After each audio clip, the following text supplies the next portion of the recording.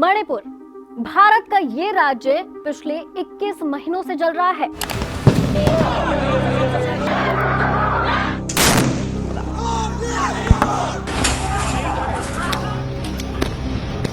जलते हुए मणिपुर की खबरें जब मीडिया तक पहुंची, चंद अखबारों में छपी, तो एन बीरेन सिंह भारतीय जनता पार्टी सरकार के मुख्यमंत्री इस्तीफा लेकर निकल पड़े। लेकिन हुआ क्या? बीच में ही उन्हें रोक लिया गया और उनके समर्थकों ने ये इस्तीफा फाड़ दिया। एन बीरेन सिंह मुख्यमंत्री बने रहे, लेकिन हिंसा नहीं रुकी। लेकिन मणिपुर में ऐसा क्या हो गया है कि यहाँ की बीजेपी सरकार इस पर काबू नहीं पा सकी? और जो एन बीरेन सिंह पहले इस्तीफा नहीं दे पाए थे, आखिरकार उन्हें मुख्यमंत्री पद से इस्तीफा देना ही पड़ा और अब यहाँ राष्ट्रपति शासन लग चुका है। क्या है कुकी और मैतेई समाज के बीच की लड़ाई? 21 महीने के इस संघर्ष की कहानी ठीक से समझने के लिए आपको उस भारत में ले जाना होगा जो ब्रिटिशर्स के अधीन था। लेकिन उससे पहले मणिपुर की भौगोलिक स्थिति को समझिए। ये है मणिपुर। अपनी बाउंड्रीज को म्यांमार, मिजोरम और असम के साथ साझा करता है। अब मणिपुर के इस मैप को नजदीक से देखिए। मणिपुर के बीचों बीच जो 10% एरिया है वो प्लेन है और बाकी का सारा माउंटेन एरिया है। अब इस हिल्स वाले एरिया में रहते हैं कुकी और नागा समाज के लोग, और प्लेन में यानी जो इम्फाल वाला एरिया है उसमें रहते हैं मैतेई समाज के लोग।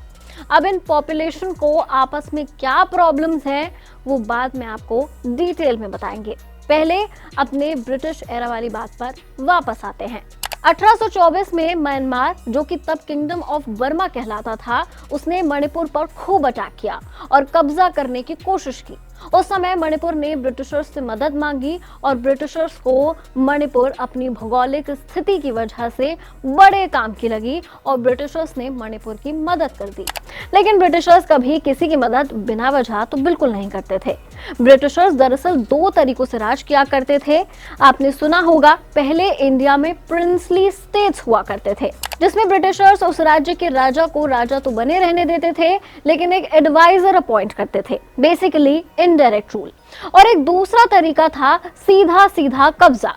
तो मणिपुर के केस में ब्रिटिशर्स ने उसे एक प्रिंसली स्टेट बना दिया। अब ब्रिटिशर्स ने अपना दिमाग लगाया और मैदान वाले इलाके में डेवलपमेंट शुरू कर दिया और हिल्स को ऐसे ही छोड़ दिया जैसे वो थे। और यहीं पर रखी जाती है इस जड़ की आग की पहली नींव जो मणिपुर को आज तक जला रही है। ब्रिटिशर्स ने हिल्स को नागा ट्राइब, जो नागालैंड की तरफ थे, और कुकी ट्राइब्स में डिवाइड कर दिया था, और प्लेन में थे मैतेई, यानी कि 3 हिस्सों में बांटने वाले सबसे पहले ब्रिटिशर्स ही थे। दरअसल माउंटेन्स में रहने वाले ट्राइब मूव करते रहते हैं। जब किसी रीजन में कोई भी रिसोर्सेज खत्म हो जाते हैं तो वो यहाँ से मूव कर जाते हैं और आसपास के किसी भी रीजन में चले जाते हैं। इसलिए नागा और कुकी ट्राइब आपको मणिपुर से लगे कई स्टेट्स में और म्यांमार में भी मिलेंगे। अब इनके रिलीजियस बिलीफ को भी समझ लेते हैं। मैतेई के राजा ने बहुत पहले ही हिंदू धर्म अपना लिया था, वहीं से मणिपुर का नाम मणिपुर भी पड़ा था। लेकिन कुकी समाज को सोशली इंक्लूड करने के लिए वहां क्रिश्चियन मिशनरीज बनाई गई और इसीलिए कुकी ज्यादातर क्रिश्चियन हो गए। अब कौन पहले आया, इसे लेकर भी इन ग्रुप्स में अलग अलग डिबेट होती रहती है। खैर, अब ब्रिटिशर्स इंडिया छोड़कर चले गए। ब्रिटिशर्स के इंडिया छोड़ के जाने से पहले 26 जुलाई 1947 में मणिपुर के तत्कालीन राजा बौद्धचंद्र सिंह ने मणिपुर स्टेट कॉन्स्टिट्यूशन एक्ट 1947 लाया, मतलब मणिपुर का अपना कॉन्स्टिट्यूशन। ब्रिटिशर्स के जाने के बाद ये तय हुआ था कि जो भी स्टेट डायरेक्टली ब्रिटिशर्स के अंडर है वो इंडिया के हो जाएंगे, लेकिन जो प्रिंसली स्टेट हैं उनके लिए इंस्ट्रूमेंट ऑफ एक्सेशन लाया जाएगा, जिसके हिसाब से डिफेंस, एक्सटर्नल अफेयर और कम्युनिकेशन भारत के पास रहेगा और बाकी सब कुछ स्टेट के पास। ऐसा हुआ भी, लेकिन मणिपुर फॉरेन स्ट्रैटेजीज के लिहाज से इंडिया के लिए बहुत जरूरी था। इंडिया ने मणिपुर स्टेट कॉन्स्टिट्यूशन एक्ट 1947 को मानने से मना कर दिया। अब 1949 में राजा बौद्धचंद सिंह को कन्विंस किया गया। कहा तो ये भी जाता है कि उन्हें शिलोंग में हाउस अरेस्ट किया गया और तभी छोड़ा गया जब उन्होंने इंडिया के साथ मर्जर साइन कर लिया। सितंबर 21, 1949 को ये मर्जर हुआ और अक्टूबर में ये इम्प्लीमेंट भी हो गया। अब ये पॉइंट बहुत इंपॉर्टेंट है। मैतेई कम्युनिटी का कहना है कि यही वो टाइम है जब उन्हें एसटी का दर्जा मिला था, जिसे बाद में छीन लिया गया, जिसे वो वापस मांग रहे हैं, जिसे कुकी कम्युनिटी गलत बताती है। 1959 में मणिपुर को यूनियन टेरिटरी बना दिया गया। अब पहला ट्रिगर पॉइंट आता है 1960 में, जब इंडियन गवर्नमेंट एक लैंड रिफॉर्म 1960 लेकर आती है। इस लैंड रिफॉर्म में कहा जाता है कि जो लोग हिल्स पर रहते हैं वो तो प्लेन में जमीन ले सकते हैं, लेकिन जो लोग प्लेन में रहते हैं वो अपनी हिल्स में कोई भी जमीन नहीं खरीद सकते हैं, और इसे माना जा सकता है दूसरा ट्रिगर पॉइंट। फिर कुछ टाइम बीतता है। 1972 में मणिपुर को पूरी तरह से स्टेटहुड का दर्जा दे दिया जाता है। मणिपुर स्टेट तो बन गया था, लेकिन यहाँ आज़ादी के समय से ही इंसर्जेंट ग्रुप्स पनप रहे थे। 1949 में ज्यादातर मैतेई कम्युनिटी ने इंसर्जेंट ग्रुप्स बनाए थे, जिनका असली मकसद था मणिपुर को भारत से अलग करना। इसमें शामिल थे United National Front, People's Liberation Army, People's Army, People's Revolutionary Party of Kangleipak और कलिंगी पाक कम्युनिस्ट पार्टी। अब इसी के साथ साथ नागास के भी इंसर्जेंट ग्रुप थे, जो एक अलग कंट्री ग्रेटर नागालैंड चाहते थे। इनका एक बड़ा इंसर्जेंट ग्रुप था जिसका नाम था national socialist council of India. अब एक तरफ नागा ने भी अपनी अलग लड़ाई शुरू कर दी थी, तो कुकी कहाँ पीछे रहने वाले थे कि वो टाइम था जब कुकी और नागा के बीच में काफी उतार चढ़ाव बढ़ने लगे। कुकी के insurgent groups Kuki National Army, United Socialist Revolutionary Army और जोमी रिवोल्यूशनरी फ्रंट एक्टिव हो गए। कुकी और नागा के बीच 1993 में खूब विवाद हुआ और नतीजा निकला कि मणिपुर में आफ्सपा यानी AFSPA लगा दिया गया। इसका मतलब मिलिट्री का कंट्रोल। मणिपुर में आग कभी थमी ही नहीं थी। बार बार इन तीन कम्युनिटीज के बीच का विवाद इसका सबूत बना। अब 2021 में मैतेई और नागा के बीच में जंग छिड़ गई। हाल इतना बुरा था कि मणिपुर विधानसभा को जला दिया गया।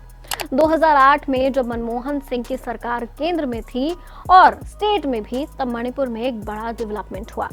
एक ट्राइपार्टाइट सस्पेंशन एग्रीमेंट साइन हुआ government of India, government of Manipur और 25 कुकी इंसर्जेंट ग्रुप्स के बीच।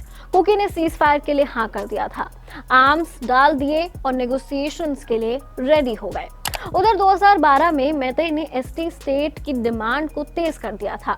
वो बार बार ये दावा कर रहे थे कि भारत के आजाद होने से पहले उनके पास एसटी स्टेटस था। वक्त और बीतता गया, जैसे तैसे करके कांग्रेस मणिपुर की सिचुएशन को टालती रही। इस बीच कुकी के इंसर्जेंट्स भी धमकी देते रहे कि उनके बारे में नहीं सोचा गया तो वो फिर से हथियार उठा लेंगे। अब कुकी मैतेई सब साथ आते हैं। 2017 में विधानसभा चुनाव होते हैं और बनती है बीजेपी सरकार। एन बीरेन सिंह प्रदेश के मुख्यमंत्री बने। एन बीरेन सिंह को बीजेपी कांग्रेस से ही तोड़कर लाई थी, वो भी मैतेई कम्युनिटी से आते हैं। ऐसे में आने वाला कुकी और मैतेई का झगड़ा उनके लिए और मुसीबत बनने वाला था। 2017 से 2022 तक बीजेपी की सरकार रही, लेकिन कुकीज को कोई समाधान नहीं मिला।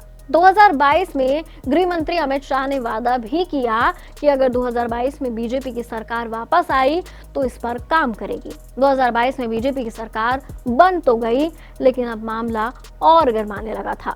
दरअसल आर्टिकल 371C के तहत हिल एरिया में एक MLA कमेटी बनाई जाती है, यानी कि जो MLA हिल्स से चुने जाते हैं वही हिल्स के सिविक इश्यूज को हैंडल करेंगे, जैसे कि बिजली, पानी वगैरह। और यहाँ पर आता है ट्रिगर नंबर 4, जब एन बीरेन सिंह की सरकार में प्रशासन ने इलीगल तरीके से रह रहे कुकी समुदाय के लोगों को जगह छोड़ने को कहा। दरअसल मणिपुर की गवर्नमेंट का कहना है कि यहाँ के जो रिजर्व्स हैं वहाँ पर इलीगल तरीके से अफीम उगाया जा रहा है। म्यांमार के लोग अवैध तरीके से यहाँ आकर बस रहे हैं और एबनॉर्मल तरीके से यहाँ की पॉपुलेशन भी बढ़ रही है। लेकिन कुकी का कहना था कि क्योंकि एन बीरेन सिंह मैतेई कम्युनिटी से आते हैं इसीलिए वो बायस्ड हैं। हालांकि सरकार ये दावा करती है कि सभी फॉरेस्ट रिजर्व्स स्टेट के पास आते हैं, ऐसे में वहां ड्रग्स की खेती को रोकना सरकार के लिए जरूरी है और ये हवाला देते हुए वहां से एविक्शन ड्राइव शुरू कर दिया। यहाँ तक कि 2023 में कुकीज का एक चर्च भी तोड़ दिया गया, कहा गया कि ये भी इलीगल है। कुकीज ने आर्टिकल 371C का हवाला दिया जिसके बारे में अभी हमने आपको विस्तार से बताया था, लेकिन गवर्नमेंट नहीं रुकी, एविक्शन ड्राइव जारी रही। अब आता है फाइनल ट्रिगर का समय, जिसकी वजह से पिछले 21 महीनों से मणिपुर जल रहा है। 2023 में हाई कोर्ट ने स्टेट को 4 हफ्तों का टाइम दिया ताकि वो 2012 से चली आ रही मैतेई समाज की मांग को कंसीडर किया जा सकता है या नहीं, इस पर रिपोर्ट पेश कर सके। कोर्ट ने सिर्फ ये कहा था कि देखा जाए इस बारे में क्या हो सकता है, यानी कोई डिसीजन नहीं दिया था। लेकिन हाई कोर्ट की इस टिप्पणी ने बवाल मचा दिया। अब मैतेई और कुकी समाज के लोगों के क्लेम्स पर एक नजर डाल लेते हैं। मैतेई समाज कहती है कि जब भारत आजाद हुआ तो कुकी की पॉपुलेशन सिर्फ 1% थी, जो 2022 में बढ़कर 23% हो गई है, और मैतेई जो कि 53% हुआ करते थे अब सिर्फ 48% रह गए हैं। कुकीज का कहना है कि उन्हें उनके हिल्स से निकाला गया, हिल्स में डेवलपमेंट नहीं हुआ क्योंकि ज्यादातर एमएलए प्लेन से चुने जाते हैं और मैतेई होते हैं, इसीलिए सरकार उनके लिए ही काम करती है। मणिपुर में कुकी के सिर्फ 20 एमएलए हैं जबकि 7 एमएलए मैतेई के हैं और इसीलिए वो ज्यादा पावरफुल हैं, ऐसा कुकीज कहते हैं। जबकि मैतेई का कहना है कि उनके पास सिर्फ 10% लैंड का हिस्सा है, जिस पर भी अब कुकी और दूसरे कम्युनिटीज कब्जा कर रहे हैं। ये सारी प्रॉब्लम सुनकर शायद आपको भी लग रहा होगा कि कैसे इतने डिफरेंसेस के साथ सालों से ये कम्युनिटीज रह रही हैं। एक्चुअली ये कम्युनिटीज भारत की डोमिनेंट पॉपुलेशन को इफेक्ट नहीं करती हैं, शायद इसीलिए जलते मणिपुर से किसी को भी कोई खास फर्क पड़ नहीं रहा है। खैर अपने टॉपिक पर वापस आते हैं तो हाई कोर्ट की टिप्पणी आई तो 6 tribal students union of Manipur ने ट्राइबल सॉलिडारिटी मार्च निकाला। इस मार्च में करीब 80,000 लोगों ने हिस्सा लिया, जिनकी ये डिमांड थी कि मैतेई को एसटी का दर्जा ना दिया जाए। अब ऐसे ही मैतेई ग्रुप्स ने भी मार्च प्लान की। बुरी तरह से ये दोनों ग्रुप्स आपस में भिड़ गए और खून बहाने का सिलसिला शुरू हुआ। आरोप लगता है कि वहां की पुलिस भी कम्युनिटी के हिसाब से बायस्ड है, क्योंकि समाज के लोग कहते हैं कि पुलिस मैतेई की है और उन्हीं का साथ दे रही है और मैतेई कुकी पर आरोप लगाते हैं। ये सिलसिला शुरू हो जाता है और मणिपुर एक ऐसी आग की तरफ धकेल जाता है जिसे वहां से खींचकर लाना तो दूर की बात है, बाकी भारत में इसकी कोई खास चर्चा तक नहीं होती। प्राइम टाइम टीवी शोज को मणिपुर की चीख नहीं सुनाई दे रही थी, ना ही शायद केंद्र में बैठे सत्ताधारियों को। मई 2023 में सुप्रीम कोर्ट ने हाई कोर्ट के ऑर्डर को डिसमिस कर दिया और इसे फैक्चुअली गलत बताया। सुप्रीम कोर्ट ने कहा कि किसी को भी एसटी में रखना है या नहीं, ये अधिकार सिर्फ राष्ट्रपति के पास है। इस पर हाई कोर्ट स्टेट को किसी भी तरह का ऑर्डर नहीं दे सकता है। लगा मणिपुर का मामला शांत होगा, लेकिन ऐसा कुछ भी नहीं हुआ। 4 मई को मणिपुर में एक ऐसी घटना हुई जिसने सबको शर्मसार कर दिया। हालांकि इसकी सच्चाई 6 महीने बाद खुली, जब सोशल मीडिया पर इस भयावह कांड की तस्वीरें साझा होने लगी। इस वायरल वीडियो में देखा गया कि मणिपुर की 2 महिलाओं को नग्न अवस्था में घुमाया जा रहा है। नेकेड वुमेन परेडेड इन मणिपुर कुछ विदेशी अखबारों की हेडलाइन तो बना, लेकिन देश में उतना आक्रोश नहीं नजर आया जितना एक कॉमेडियन के शो में बयानबाजी को लेकर नजर आया। ये महिलाएं कुकी समाज की बताई गई और बताया गया कि 6 महीने तक भी इनकी एफआईआर दर्ज नहीं की गई और ना ही कोई कार्रवाई हुई। मणिपुर में रिपोर्टिंग करने वाले पत्रकार बताते हैं कि ये कोई पहली घटना नहीं है। इसे जलते मणिपुर में हर समाज की महिलाओं की रूह को जलाया जा रहा है। न जाने कितनी महिलाओं के साथ रोज रेप की घटनाएं हो रही हैं। मणिपुर में शांति बहाल ना करा पाने का नतीजा ये हुआ कि फाइनली 10 फरवरी 2025 को मुख्यमंत्री एन बीरेन सिंह ने इस्तीफा दे दिया। अब मणिपुर में प्रेसिडेंट रूल लगा दिया गया है। इसका एक कारण आर्टिकल 356 भी है।